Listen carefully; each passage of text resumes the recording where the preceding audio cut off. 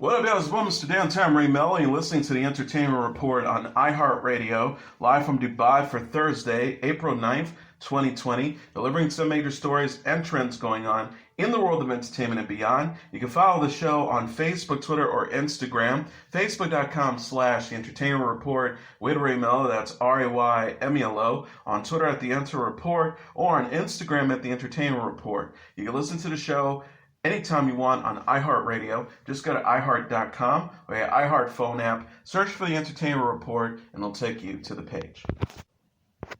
The stars of Netflix's series Grace and Frankie will perform a live table read for the show's season 7 premiere for charity. The streaming service announced Tuesday on Twitter that Jane Fonda, Lily Tomlin, and other cast members will stream a table read of the episode Thursday, April 9th. The post reads, the amazing #Grace and Frankie cast will be doing a live table read for charity of the not yet aired season 7 premiere titled The Fallout. The event will air Thursday at 5 p.m. Pacific time on the Netflix is a Joke YouTube page. Series co-creator Marta Kaufman will also host a live at-home Q&A with the cast. Deadline says the live stream is meant to entertain fans and put a light on seniors in need in the coronavirus pandemic. The event was raised for the Meals on Wheels COVID-19 relief program. In addition to Fonda and Tomlin, Sam Waterston, Martin Sheen, Diane Raphael, Brooklyn Decker, Baron Vaughn, and Ethan Embry will take part in the table read. Kaufman told Deadline, while we're sitting here afraid, unsure, and isolated, we want to come together and do something good. All we've got is time on our hands and technology at our fingertips. Grace and Frankie suspended production on its 7th and final season in March following the coronavirus outbreak. The season is slated to premiere in 2021. Jane Fonda revived her iconic Jane Fonda workout in her first TikTok video last week to promote her virtual Fire Drill Fridays for climate action. Andy Cohen discusses recovery from COVID-19 while appearing on The Tonight Show. Cohen said to host Jimmy Fallon on Monday through webcam, I've been feeling good for a week and a couple of days. I went outside for the first time a couple of days ago, which was really exciting. The Watch What Happens Live host first announced that he tested positive for the virus on March 20th. Cohen continued, I just wanted everybody to know if you're diagnosed with this thing, take it one day at a time. The odds are in your favor. 80% of the cases are cases that work their way through our system. And it's not always pleasant, but just take care, listen to your doctor, and try it one day at a time, and try not to panic. Cohen also discussed how he was able to be with his 1-year-old son, Benjamin, again after he recovered. Cohen said about seeing Benjamin again, he was just delighted. His face lit up. It was not, I'm a dramatic guy. I kind of thought that I was going to be this super dramatic reunion. He was like, here's a block, play with me. The Tonight Show also featured Billy Joe Armstrong of Green Day performing I Think We're Alone Now from his house. Investigation Discovery has announced an unofficial sequel to Netflix's hit documentary series Tiger King titled Investigating the Strange World of Joe Exotic. The new show once again will focus on private zoo owner Joe Exotic Maldonado Passage and his rivalry with animal activist Carol Baskin. Investigating the Strange World of Joe Exotic will also examine the disappearance of Jack Don Lewis, the former husband of Baskin. Maldonado Passage has accused Baskin of being involved with Lewis's disappearance, while she has denied. Tiger King's popularity has led a Florida sheriff to reopen the cold case. ID said in a statement, is she a selfless crusader and protector of animals who found unimaginable strength despite the mysterious disappearance of her husband, or are we witnessing Carol Baskin's master plan finally take effect?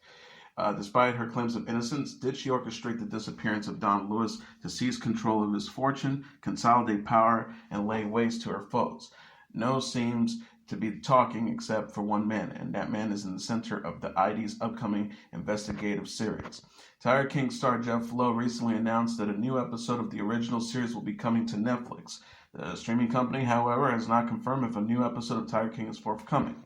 Tiger King has been in the top 10 on Netflix top 10 shows after it premiered in March. Maldonado Passage has gained attention for owning hundreds of tigers and running for office, among other things. Jennifer Lopez says her wedding to her fiancé, retired Major League Baseball star Alec Rodriguez, has been affected by the coronavirus pandemic. The 50-year-old singer and actress gave an update on the wedding during Tuesday's at-home episode of The Ellen DeGeneres Show following the outbreak of the COVID-19 virus. Lopez and Rodriguez plan to marry this year, but have put their plans on hold due to social distancing measures. Lopez told host Ellen DeGeneres, actually it did affect it a little bit, so we will see what happens now. Honestly, I really don't know what's going to happen now as far as dates or anything like that. She says we're just kind of in a holding pattern like the rest of the world. So again, it's something we're going to have to wait and see in a few months how this all pans out. Lopez and Rodriguez got engaged in March 2019 after 2 years of dating. Rodriguez showed his proposal to Lopez in a year-end video he shared on New Year's Eve in December. Lopez, who was previously wed to Ajani Noah, Chris Judd, and Mark Anthony, said in a video in June that she hopes to marry Rodriguez in a big church wedding. She said, I like a big church wedding. I like to get married in a church this time. I've never been married in a church, and I've been married 3 times. And once was 9 months, and once was 11 months, so I don't really count those. Lopez and Rodriguez, who was previously married to Cynthia Cerqueras, has been self-isolating at home with their respective kids. On Ellen, Lopez said she's enjoying her downtime with the family. The singer says the whole family is here. We've all been shut down for a few weeks now. I have to say, I've been so on the run for the past few years that it's nice to be home. It's terrible for the time for all of us, and a weird time, a scary time, and an anxious time. We don't know what's going to happen, but we have a reconnection with the family and Alex, and not having to run around so much. It's kind of nice too, making the best of it. Sci-Fi said Tuesday it will air and stream the complete series of Battlestar Galactica and Xena Warrior Princess in April. Xena star Lucy Lawless and BSG star Tricia Helfer will host the airings. Ronald Moore reinvented the classic sci-fi series Battlestar Galactica as an allegory for the War on Terror. It ran from 2004 to 2009. Helfer played the Cyclone number 6 and additional copies of her cyborg. The entire 4th-season episode includes the miniseries premiere and the movies Razor and the Plan, and will air from midnight on April 20th through April 23rd at 9 a.m. Eastern Standard Time. Helfer will host the marathon and promise surprise guests and custom content. The entire series is available on the streaming service on the Sci-Fi app or NBCU One app. Xena spun off Hercules: The Legendary Journeys and aired from 1995 to 2001. Lawless played the ancient warrior in her weekly adventures with creatures and magic. All 6 seasons will air on Thursday mornings and afternoons beginning April 16th for Throwback Thursdays. Lawless will host on Thursday with Sci-Fi Fangirls and also promise special guests. The complete series is available for streaming on the Sci-Fi app or on NBCU One app. Alec Baldwin and his wife Hilaria are expecting a baby. The 62-year-old actor and his wife Hilaria, 36, are expecting their 5th child after experiencing 2 miscarriages in 2019. Hilaria Baldwin shared the news Monday on Instagram alongside a video that features the sound of her unborn baby's heartbeat. She captioned the post, "Sounds up. I'll let the baby do the talking because I don't have the words to express how the sound makes us feel.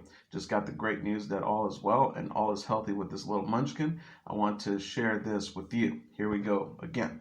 Television personalities Rosie O'Donnell and Dr. Mehed Oz and actresses Jamie Alexander, Claire Holt, and Daniela Monet were among those to congratulate the couple in the comments. Baldwin and Hilaria married in June 2012 and have 4 children together: Carmen 6, Raphael 4, Leonardo 3, and Romeo 22 months. Baldwin is also parents to Ireland, 22, with his ex-wife, actress Kim Basinger. Hilaria Baldwin had a miscarriage in April 2019 and experienced a second miscarriage in November of 2019. She said on Instagram in April 2019, "In coping with loss or difficult time, it's important to be present for your emotions and process, but also keep an eye on perspectives and joyful moments." Hilaria Baldwin supported Kimberly Vanderbeek, the wife of actress James Vanderbeek, in November after Kimberly Vanderbeek also had a miscarriage. She said at the time that sharing her experience with miscarriages helped her connect with Kimberly Vanderbeek and others. Hilaria Baldwin said in an interview with Extra, "Sharing can be hard, but once you share, it feels a little more real, and then once it's more real, you can heal. It also makes me feel that I'm not alone." Italian opera singer Andrea Bocelli will perform for the historic Duomo Cathedral on Easter Sunday. Bocelli's team confirmed Tuesday on Twitter that the 61-year-old singer-songwriter will livestream Bocelli Music for Hope at a concert at Duomo Cathedral, Milan, Italy on Sunday, April 12th. The post reads, on Easter Sunday at 6 p.m. UK time, by invitation of the city and of the Duomo Cathedral of Milan, Italian global music icon Andrea Bocelli will give a solo performance representing a message of love, healing, and hope to Italy and the world. Bocelli will be accompanied by a single instrumentalist, cathedral organist Emanuele Vanelli, for the performance. There will be no audience due to social distancing measures amid the coronavirus pandemic. Bocelli will perform Ave Maria and Pietro Mascagani's Sacco Maria, among other songs. The singer said in a statement, on the day in which we celebrate the trust in a life that triumphs, I'm honored and happy to answer C to the invitation of the city and the Duomo of Milan. I believe in the strength of praying together. I believe in the Christian Easter, a universal symbol of rebirth that everyone, whether they are believers or not, truly needs right now. Thanks to music, streaming live brings together millions of clasped hands everywhere in this world. We will hug this wounded earth's pulsing heart. This wonderful international forge is the reason for Italian pride. Bocelli Music for Hope will live stream at 1 p.m. Eastern Standard Time on Bocelli's YouTube channel. Many concert goers have turned to live stream masses and services as they stay home due to the concerns on the COVID-19. Luke Combs shared stories from fans in his new music video. The 30-year-old country music singer released a video Monday for the song Does to Me featuring Eric Church. Combs encouraged fans to submit meaningful moments from their life via social media and it featured the post in the video. Combs explained in a tweet in the video, when we started getting things ready for the Does to Me music video, I knew I wanted my fans to be involved, so I had them share things that might not mean a lot to others, but it did to them. Combs recalled the moment he gave a speech at a friend's wedding in his own Instagram post Monday. He wrote, I was the first man standing next to my best friend the day the love of his life said I do to him. I was a couple of beers deep, but I still remember that speech. Does to Me is the third single from Combs' second studio album, What You See Is What You Get, released in November. The album also features the singles Beer Never Broke My Heart and Even Though I'm Leaving. Combs performed his song Beautiful Crazy Sunday at the ACM Presents Our Country, a CBS special meant to uplift and entertain people amid the coronavirus pandemic. Combs postponed shows from his What You See Is What You Get tour last week due to concerns about the COVID-19. The rescheduled shows will take place in the fall, along with a number of previously announced dates. And finally, John Prine, the Grammy Award-winning introspective singer-songwriter of Same Stone and other folk and country classics, died Tuesday at the age of 73 due to complications from the coronavirus, his family said. Prine died while receiving care for COVID-19 at Nashville's Vanderbilt University Medical Center, his family confirmed to Rolling Stone. He was hospitalized on March 26 and was intubated days later in critical condition, his family said in a statement published on Prine's official Facebook page. On Friday, his family said he was suffering from pneumonia and other peripheral issues that were being treated with antibiotics and other medications. The Prine family said he was very ill, and yet I remain hopeful that he can continue to fight this devastating virus and come home where we can care for him. Fiona Prine, John's wife, announced on her Instagram page mid-March that she had tested positive for the virus, while her husband's test had come back indeterminated, explained that there was a chance that he didn't have the virus. She says, we are quarantined and isolated from each other and members of the family. It's hard, I won't lie, but it's absolutely important. His coronavirus diagnosis followed decades of medical challenges. In 1997, John Prine was diagnosed with the squamous cell sarcoma cancer in his neck that was removed in January 1998. In 2013, he underwent surgery for lung cancer. Stars including Chris Christopherson and Bob Dylan counted themselves among his fans, and even the legendary Johnny Cash performed the cover of his 1971 song, Same Stone.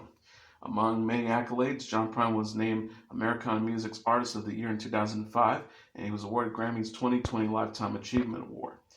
American country music songwriter Margot Ray Price said that she was gutted to hear the news of his death. She wrote on Twitter, "It hurts so bad to read the news. My hero is gone. My friend will love you forever." Prine was 73. And that was your Entertainment Report for Thursday, April 9th, 2020. I'm your host, Mr. Downtown Ray Melo. I'll be back tomorrow to deliver some major stories and trends going on in the world of entertainment and beyond. You can follow the show on Facebook, Twitter, or Instagram, facebook.com/The Entertainment Report with Ray Melo, that's RAYMELO, on Twitter at The Enter Report, or on Instagram at The Entertainment Report. You can listen to this episode or any previous episodes of The Entertainment Report anytime you want on iHeartRadio. Just go to iHeart.com or your iHeart phone app, search for The Entertainment Report, and it'll take you to the page. Good night, and God bless you all.